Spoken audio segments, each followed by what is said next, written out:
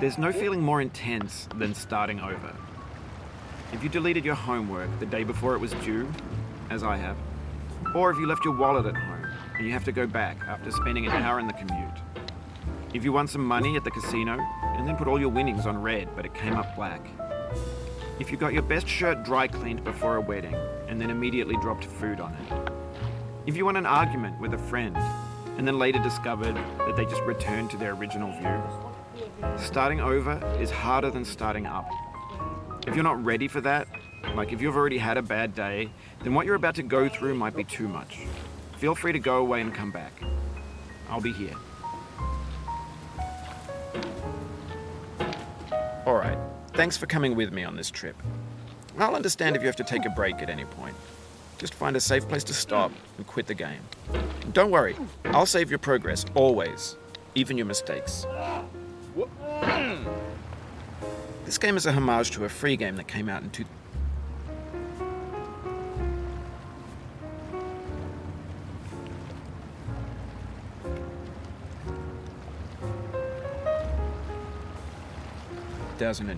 titled Sexy Hiking. The author of that game was Jazuo, a mysterious Czech designer who was known at the time as the father of B games. And B games are rough assemblages of found objects. Designers slap them together very quickly and freely, and they're often too rough and unfriendly to gain much of a following. They're built more for the joy of building them than as polished products. In a certain way, Sexy Hiking is the perfect embodiment of a B game. It's built almost entirely out of found and recycled parts, and it's one of the most unusual and unfriendly games of its time. In it, your task is simply to drag yourself up a mountain with a hammer. And that act of climbing, in the digital world or in real life, has certain essential properties that give the game its flavor. No amount of forward progress is guaranteed. Some cliffs are too sheer or too slippery, and the player is constantly, unremittingly in danger of falling and losing everything. Anyway, when you start Sexy Hiking, you're standing next to this dead tree that blocks the way to the entire rest of the game. It might take you an hour to get over that tree, and a lot of people never got past it. You prod and you poke at it, exploring the limits of your reach and your strength, trying to find a way up and over. And there's a sense of truth in that lack of compromise. Most obstacles in video game worlds are fake. You can be completely confident in your ability to get through them once you have the correct method or the correct equipment or just by spending enough time. In that sense, every pixelated obstacle in Sexy Hiking is real. The obstacles in Sexy Hiking are unyielding, and that makes the game uniquely frustrating. But I'm not sure Jazuo intended to make a frustrating game. The frustration is just essential to the act of climbing, and it's authentic to the process of building a game about climbing. A funny thing happened to me as I was building this mountain. I'd have an idea for a new obstacle, and I'd build it, test it, and it would usually turn out to be unreasonably hard. But I couldn't bring myself to make it easier. It already felt like my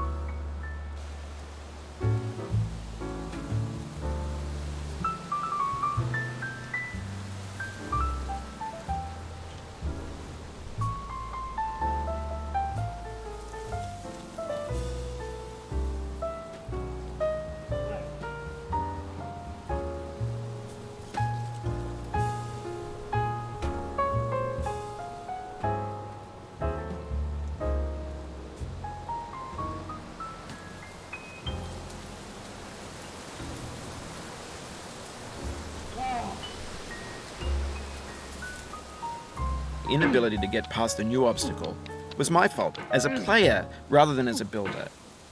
Imaginary mountains build themselves from our efforts to climb them, and it's our repeated attempts to reach the summit that turns those mountains into something real.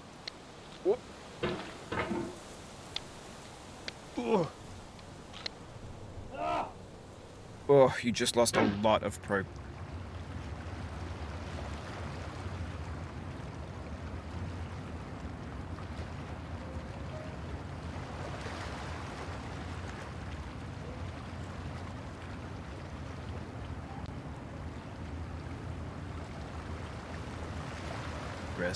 That's a deep frustration, a real punch in the gut.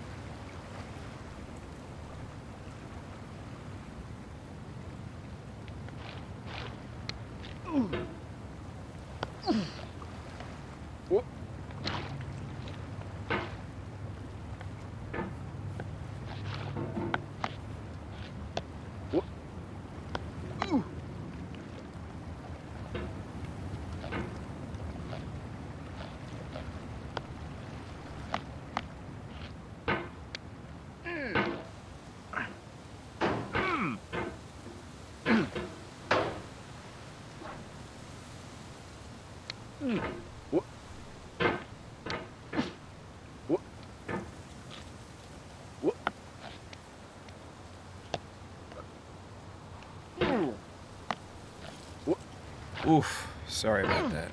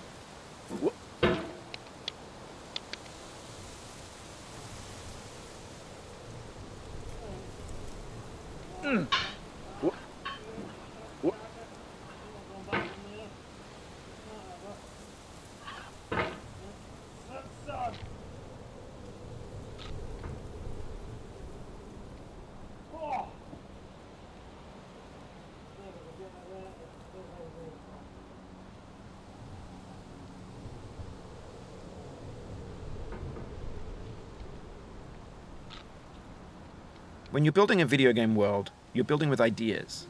And that can be like working with quickset cement. You mold your ideas into a certain shape that can be played with, and in the process of playing with them, they begin to harden and set until they're immutable, like rock.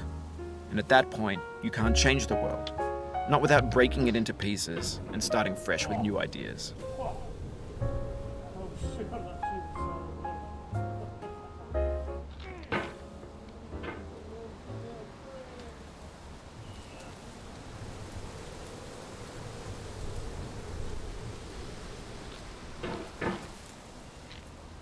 For years now, people have been predicting that games would soon be made out of prefabricated objects, bought in a store and assembled into a world. And for the most part, that hasn't happened, because the objects in the stores are trash. I don't mean they look bad or that they're badly made, although a lot of them are. I mean they're trash in the way that food becomes trash as soon as you put it in the sink.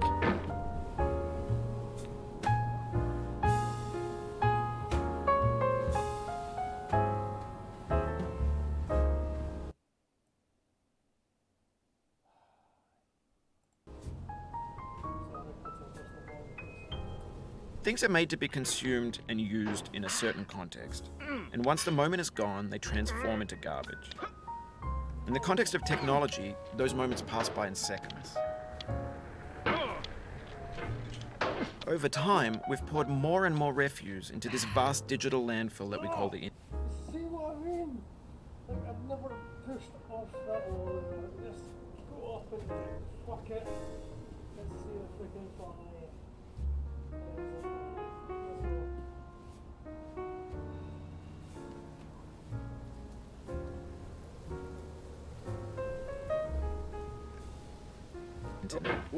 It now vastly outnumbers and outweighs the things that are fresh and untainted and unused.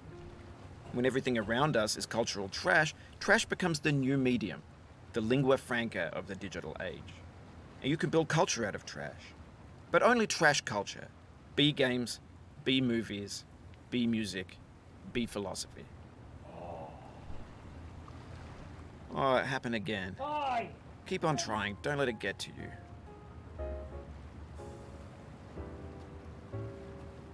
I don't like saying, oh, I like you to stab in the back. Don't worry about it.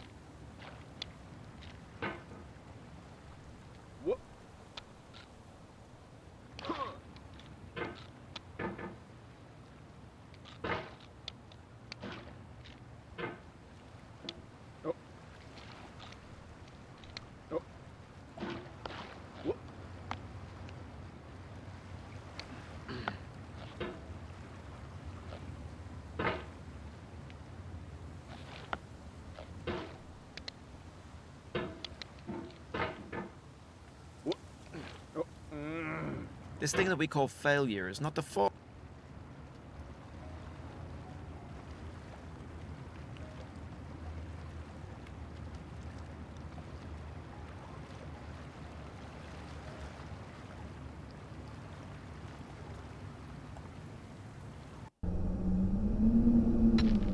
Right, I'm gonna leave it there